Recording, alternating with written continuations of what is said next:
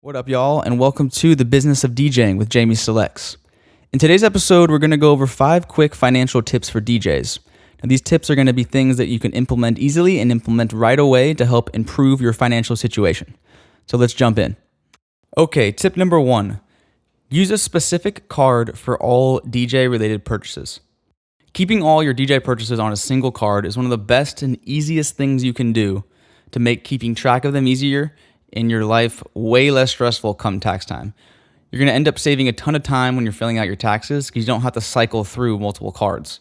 You're also going to make sure that you're writing off as much as possible because if you have expenses on multiple cards, chances are you're probably going to forget some of the things that you spent your money on for DJ-related purchases, and you're not going to write those off. So, easiest thing you can do, best bang for your buck, use a specific card for all DJ-related purchases. Tip number 2. Create and use a finance tracking system.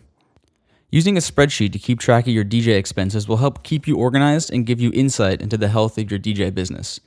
If you need a template, go ahead and head over to jamieselects.com/DJ tools, and I have one that you can download.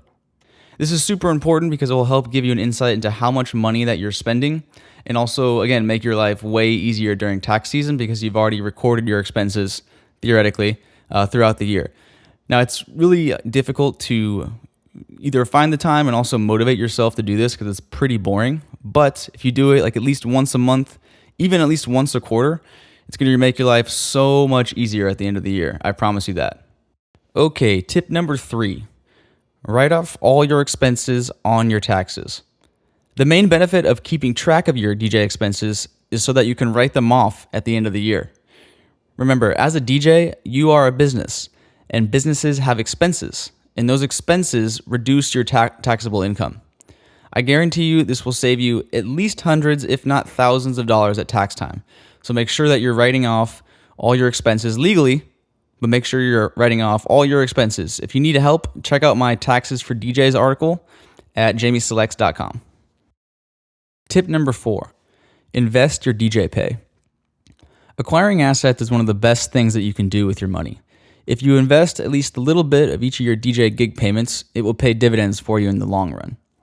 Now, investments can take many forms. They can be financial assets like stocks, real estate, or my personal favorite, Bitcoin.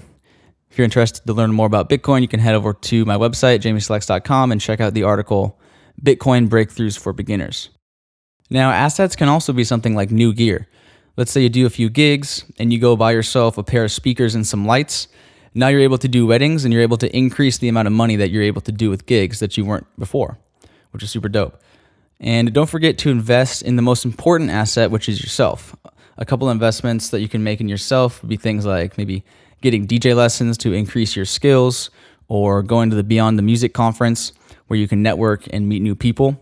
Those are things where it's totally fine and encouraged even to spend money on yourself if it's going to make you a better DJ and just enhance your career in that way. Okay, last tip. Tip number 5. Set up an external online savings account. So whether you're saving for a new piece of gear or creating an emergency fund, it's important to keep your savings separate from your checking. You actually want to create a little bit of friction between your savings and the place that you spend your money. And setting up an online savings account is one of the easiest ways to create a barrier while still having pretty easy access to your money if you need it. Now, once you set it up, you can actually create sub-accounts within the main account so you can save for multiple things. So like I said before, you definitely want to have an emergency fund where you have at least a few months of cash stacked up in case of emergencies.